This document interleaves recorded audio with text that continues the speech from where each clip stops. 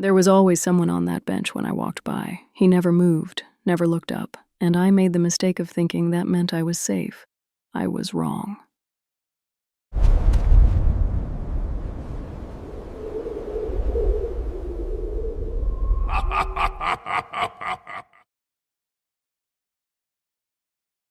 You ever notice how some places feel wrong? Not haunted exactly, just off. Like the air's too still, or the light hits at the wrong angle. And for some reason, your body knows it before your brain catches up. That's how the park felt to me. The one I walk through every night after work. It's just a shortcut. A narrow path between rows of oak trees, one flickering street lamp, and a single bench under it. Every night at 10:32, I pass it. Always the same. Until one night, it wasn't. That was the first time I saw him. A man. Sitting there, still as stone. Head bowed, hands clasped between his knees. I remember thinking, who sits in a park at this hour? But I didn't stop. I just kept walking, pretending not to notice, pretending I wasn't scared. Still, as I passed, I felt it, that tingle at the base of your neck, the one that whispers you're being watched.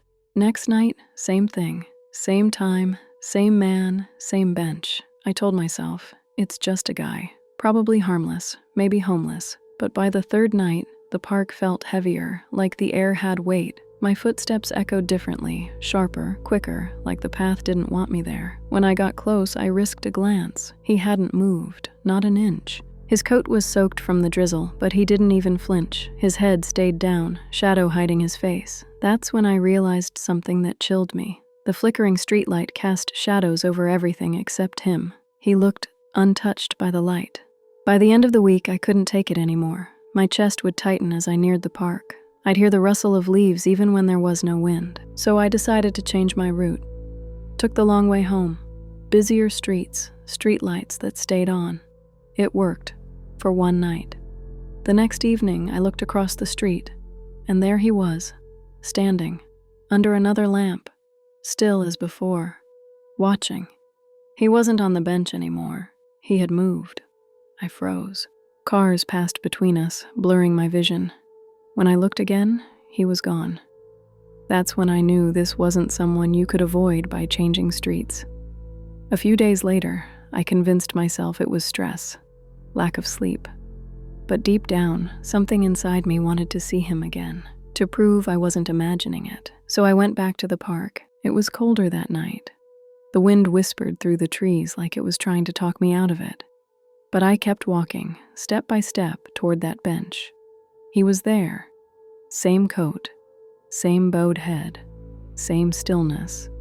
I swallowed, every instinct screaming don't speak, but I did anyway. Me, hey. You okay, man? Nothing. The silence pressed against my ears. I tried again, louder this time. Do you need help? That's when he moved. His head lifted slowly, with a sound like wet fabric being torn. I'll never forget what I saw. His face, pale, gray, eyes too dark, too deep. He was smiling, man, whispering, "You shouldn't have stopped." The light above us flickered once, twice, then went out. I ran. I don't remember how long. My lungs burned, my vision blurred. When I finally looked back, the park was empty, just darkness. But I couldn't shake it. Every night after that, I'd catch glimpses of him.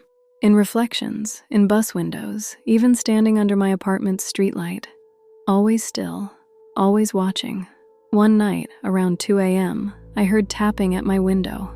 3 slow, deliberate taps. I live on the 5th floor. When I looked, there were wet handprints on the glass. I didn't go out for days, barely slept. But one evening, my phone buzzed. Unknown number. You walk too fast now. I dropped it. The message vanished a second later, completely gone from my screen. That night, I dreamt I was sitting on the bench. Couldn't move, couldn't speak. I could hear footsteps, mine, walking past. But when I looked up, there was no one there, just the sound of breathing behind me.